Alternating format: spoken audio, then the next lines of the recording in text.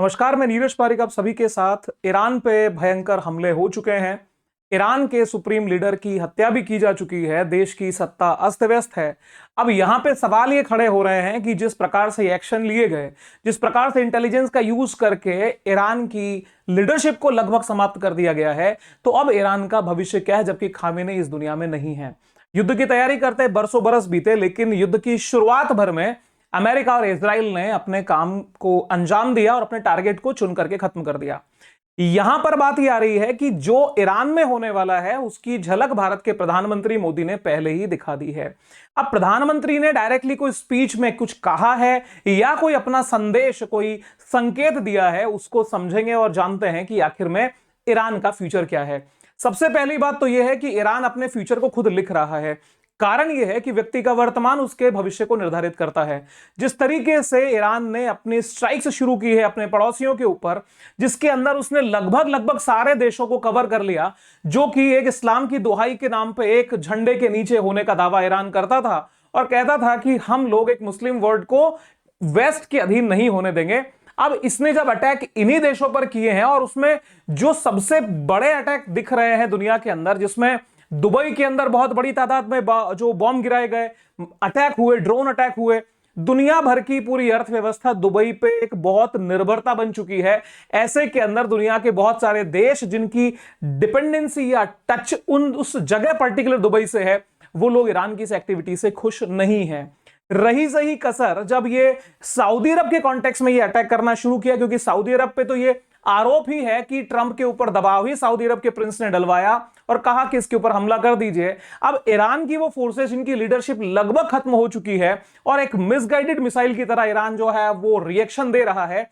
इसने क्या किया है कि यूएई के बहुत बड़े हिस्सों के ऊपर अटैक करने शुरू किए, और उस क्रम में दुनिया की सबसे बड़ी रिफाइनरी के ऊपर, जो कि सऊदी अरब में है, उस पर इसने हमला कर दिया। खबर बनती है दुनिया की सबसे बड़ी तेल रिफाइनरी अरामको तबाह हो चुकी है।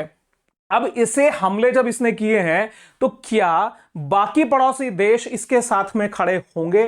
क्या अमेरिका के लिए जो ये एक बयान आते हैं कि अमेरिका ने शोषण किया है, अमेरिका इनको तबाह कर रहा है, ऐसी स्थिति में यूएई से, ओमान से, कुवैत से, जॉर्डन से या तो सऊदी अरब से क्या ये उम्मीद ईरान कर सकेगा कि उसके साथ में ये देश आके खड़े हो जाएंगे? उसी की बात को मैं आगे बढ़ाता हूं। जो ये अरामको साइट को तबाह किया गया, इसका वीडियो आप देखिए।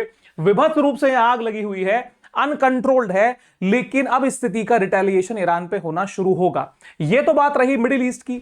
अब मिडिल ईस्ट से जब ये आगे बढ़ा, तो इसी ही पूरे हिस्से में अपने दुश्मनों को इसने तो पैदा कर लिया। अब आगे बढ़ते हुए इसने क्या किया, ब्रिटेन के भी तकलीफ पैदा कर दी। ब्रिटेन का एक जो एयरफोर्स का बेस है, Iran attacks on British airbase. Airbase कहां पे है साहब? मिडिल ईस्ट के ही बिल्कुल करीब में, मेडिटेरेनियन सी यानी भूमध्य सागर में साइप्रस नाम का एक देश है। साइप्रस में उसने उसकी साइट पे अटैक किया। अब सवाल ये खड़ा हुआ कि why did Iran attack Cyprus? Cyprus में हमला करने का भी रीजन क्या है? क्योंकि साइप्रस के निचले हिस्से के अंदर एक एयरबेस है जो कि ब्रिटेन का है। अब ब्रिटेन ने ऐसा आखिर में किया क्या? पहले आप इसकी लोकेशन देखिए।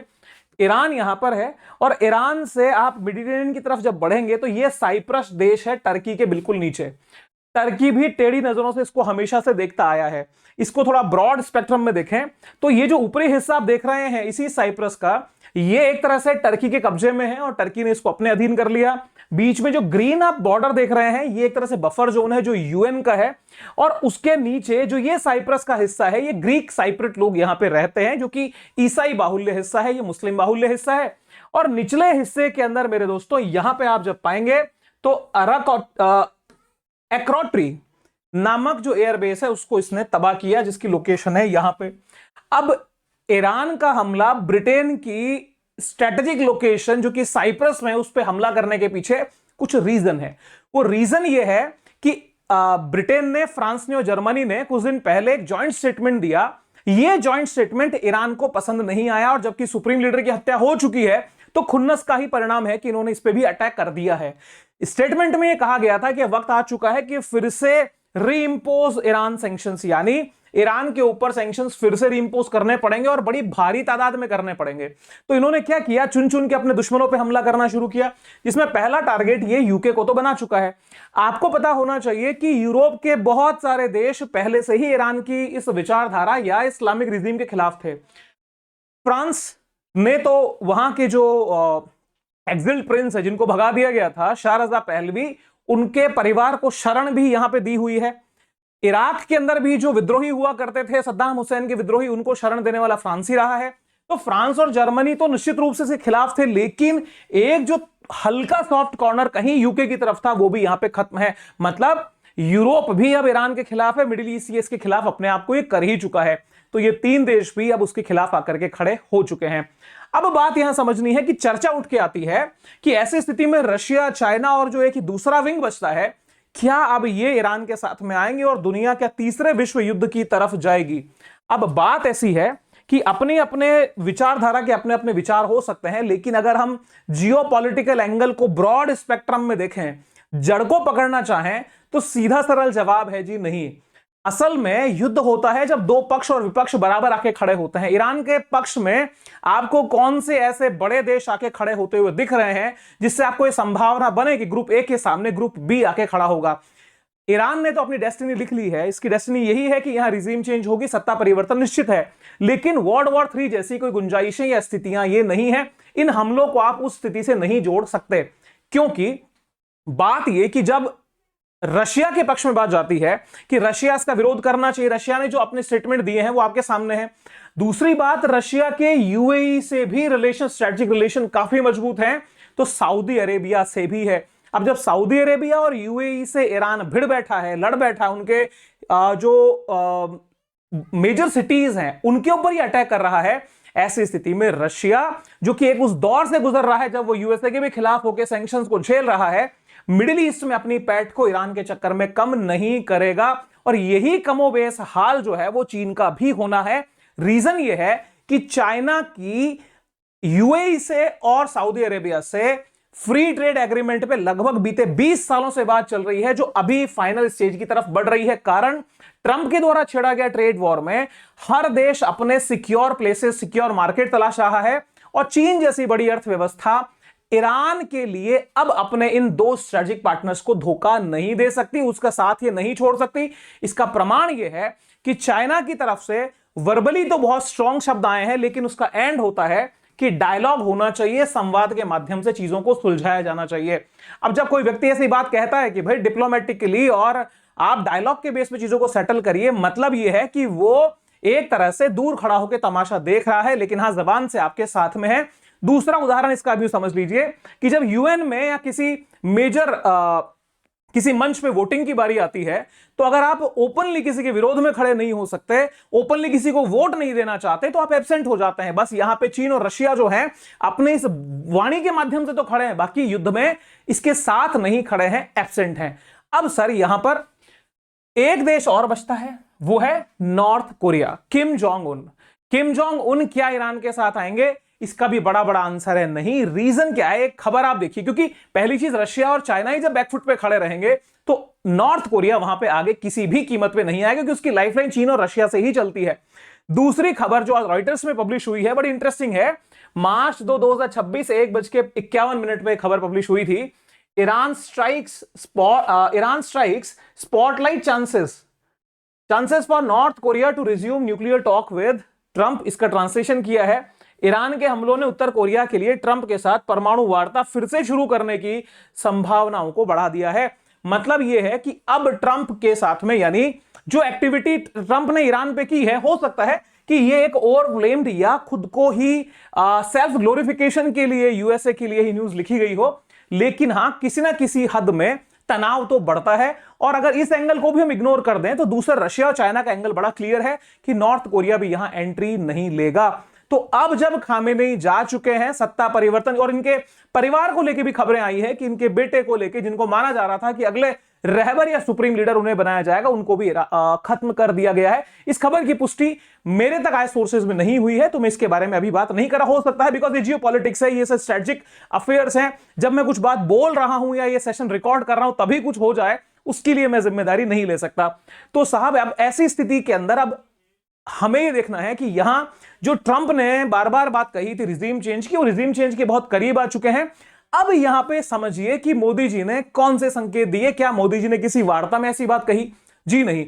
आपको पता होना चाहिए अभी रिसेंट विजिट पे मोदी जी पहुंचे इजराइल, और इजराइल वो एक ऐसे समय पे जा रहे थे जबकि टेंशन अपने पीक पे था, वहां पे सिक्योरिटी के इश्यूज हो सकते थे। तो आज जब हम डॉट्स को कनेक्ट करते हैं, उस समय पे यात्रा करना, उस समय जबकि सारे के सारे तरीके से ईरान को घेर के समुद्र के अंदर घेरा जा चुका था, हमले जो आज हुए हैं क्या ये पहले नहीं हो सकते थे? उन हमलों का उस समय नहीं होना, और मोदी जी का वहां पहुंचना जबकि नेवल जो बेड़े हैं, जो जंगी जहाज हैं, वो पूरे मिडिल ईस्ट में फैले हुए थे। तो उस समय पे जब मोदी जी वहां पहुंचे और उसी के बाद में जब भारत आने के बाद में सारे अटैक्स हो जाते हैं, सत्ता के शीर्ष को समाप्त कर दिया जाता है और भारत की तरफ से किसी भी प्रकार का कोई कॉन्डोलेंस या तो संवेदनात्मक मत नहीं आता है।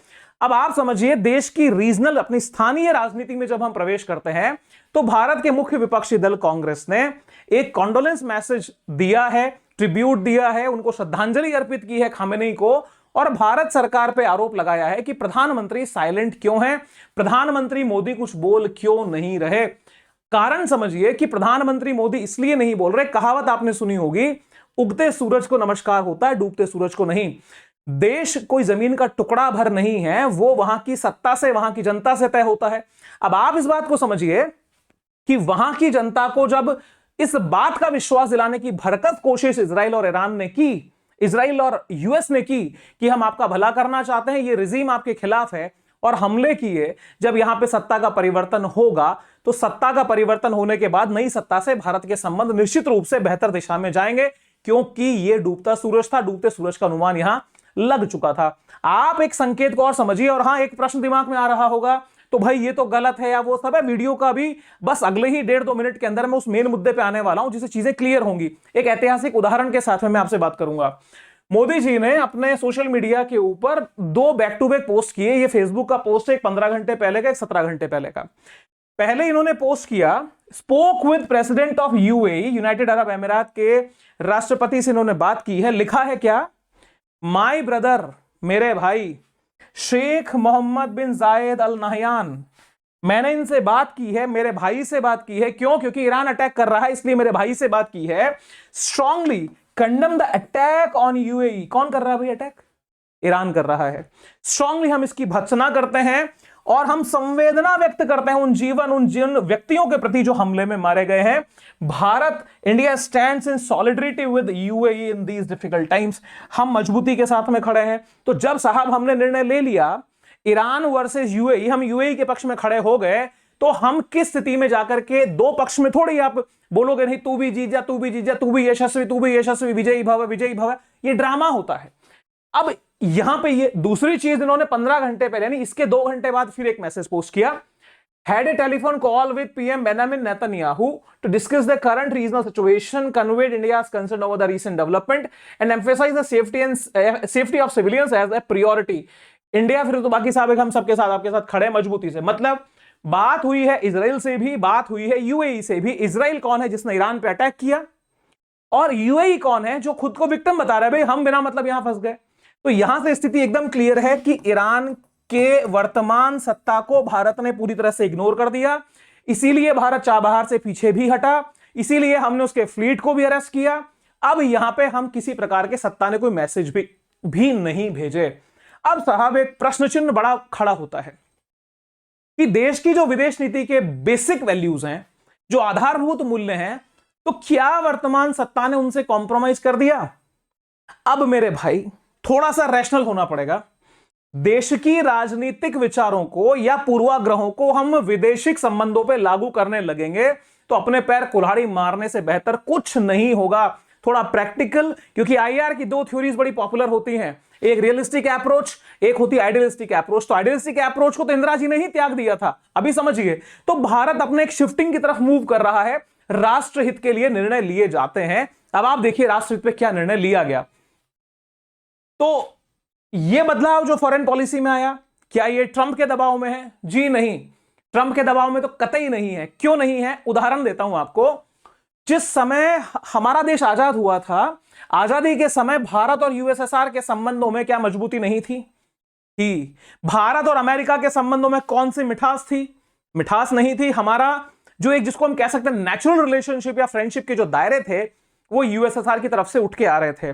दूसरी बात, पंडित नेहरू का भी झुकाव समाजवादी मूल्यों की तरफ निश्चित रूप से था, लेकिन उस समय की आवश्यकताओं को देखते हुए प्रधानमंत्री नेहरू ने अपनी फॉरेन पॉलिसी के बेस में नॉन अलाइनमेंट के रास्ते को चुना। वो उस समय देश की स्थिति के हिसाब से उचित था, क्योंकि जिसने अमेरिका को चुन के पाकिस्तान बैठा था, आज भी वो कटोरा लिए ही घूम रहा है। और जो हमने उस समय तकलीफ भले पाई हो, एक रास्ते पे जब हम चले, हमारा देश खड़ा हो गया मजबूती से। तो साहब, उस समय ये आदर्शवादी विचारों को लेकर चले जो समय की मांग थी। लेकिन समय पलटा, और जब 1971 का वो समय था, जब बंगाल के अंदर हाहाकार मचा था, पूर्वी पाकिस्तान त्राहिमाम कर रहा था, बंगालियों को काटा मारा जा रहा था, और भारत के अंदर रिफ्यूजीज बड़ी तादाद में घुस रहे थे, हमारी प्रधानमंत्री इंदिरा गांधी अमेरिका के राष्ट्रपति के पास गई थी, कई घंटों का बेइज्जती भरा इंतजार करा के। जब राष्ट्रपति हमारे प्रधानमंत्री से मिले और उन्होंने कहा था कि don't dare to touch Pakistan, Pakistan के मसले बीच में मत पड़ना, तुमसे कोई लड़ाई नहीं है, बंगाल में जो हो वो होने देना। लेकिन क्या इंदिरा जी ने अपनी उसी नॉन अलाइनमेंट की पॉलिसी को चुना? जी नहीं, क्योंकि उस समय पाकिस्तान को हथियारों की सप्लाई, पाकिस्तान को पैसे का सपोर्ट अमेरिका कर रहा था। तो हमारी प्रधानमंत्री ने उन सारे के सारे राजनीतिक पूर्वाग्रहों को तोड़ा, उस आदर्शवादी राजनीतिक, उस विदेश नीति की व्यवस्था को तोड़ा जो उनके पिताजी ने ही शुरू की थी, और देश हित को प्रायोरिटी पर रखते हुए यूएसएसआर के साथ में एक स्ट्रैटेजिक एग्रीमेंट किया, जो कि उस समय की भारतीय विदेश नीति में इतना बड़ा चैलेंज, जिसको अब चेंज कह सकते हैं, वो आया था कि एक गुटनिरपेक्ष को मजबूत रखने वाला देश कैसे रशिया के साथ में स्ट्रैटेजी, उस समय के यूएसएसआर के साथ में स्ट्रैटेजिक एग्रीमेंट कर लिया। वो एग्रीमेंट किया, उसका परिणाम यह था कि रशिया यानी यूएसएसआर के सैनिकों ने या उसकी जो नेवल उसकी पनडुब्बियों ने यूएसए को थाम के रख दिया हिंद महासागर में। और परिणाम यह था कि भारत की फौजों ने इतिहास का, दुनिया के इतिहास का सबसे बड़ा मिलिट्री सरेंडर करा दिया, दुनिया में एक नए देश का जन्म हो गया। उस समय भी भारत सरकार में, उस समय जो भारत का विपक्ष हुआ करता था, उन्होंने कहा कि देश की विदेश नीति के साथ में न्याय नहीं किया। न्याय नहीं किया तो आप न्याय कैसे करेंगे? हम जब सत्ता में आएंगे तो ये जो नॉन अलाइनमेंट मूवमेंट है ना, ये अपवित्र हो चुका है, अशुद्ध हो चुका है, इसको शुद्ध करेंगे। और नारा दिया गया था real non alignment movement, real NAM जिसको बोलते हैं, वास्तविक।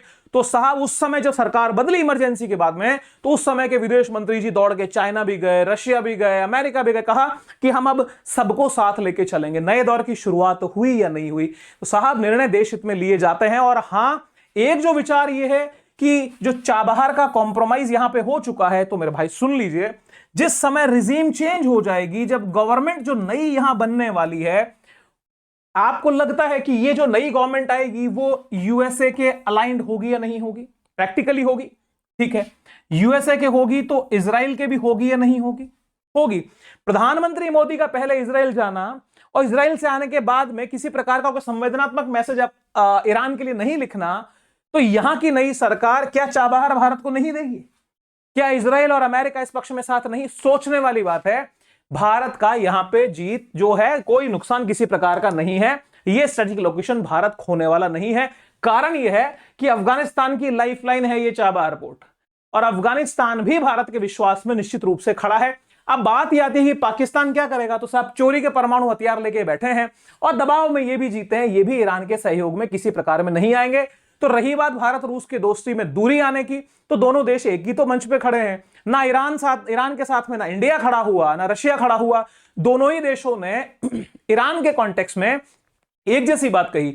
भारत भी बात कह रहा है डायलॉग करो, डिप्लोमेसी करो, वही बात रशिया भी कह रहा है कि भैया डायलॉग करो, डिप्लोमेसी करो। चाइना भी कह रहा है डायलॉग करो, डिप्लोमेसी करो। तो डायलॉग और डिप्लोमेसी की बातें हो रही है, रिजीम चेंज तैयार है। भारत का जो निर्णय है मोदी जी का, ये फेसबुक के जो पोस्ट देखे समझे पढ़े उससे एकदम क्लियर है कि बहुत जल्दी सूचना इस बारे में होगी कि सत्ता परिवर्तन यहां हो चुका है और भारत ने अपने नए विदेश नीति के आयाम को चुना है। यहां पर जो चर्चा परिचर्चा हुई है ये किसी पार्टी के एंगल से नहीं है, ये राष्ट्र हित के एंगल से है, और जो राष्ट्र हित के साथ खड़ा है उसको ये बातें समझ में भी आई होंगी और यहां कुछ सुकून भी लगा होगा। यदि आप इस विचार से सहमत हैं कि हमारा जो कमेंट्री है वो ट्रूथ, इंसाइट एंड इंपैक्टफुल है, तो प्लीज कमेंट करके बताइएगा आपके थॉट क्या है, रखिएगा। और आपके कमेंट हमारे लिए आशीर्वाद से कम नहीं है और आशीर्वाद के हम आकांक्षी रहेंगे। तो कमेंट करिए, सब्सक्राइब करिए, तेजी से बढ़ते इस जियोपॉलिटिकल परिवार को और सपोर्ट करिए। Wish you very happy learning. सारे राष्ट्रवादी भाइयों को जय हिंद। फिर मुलाकात किसी और वीडियो में। Stay happy, stay safe, bye bye.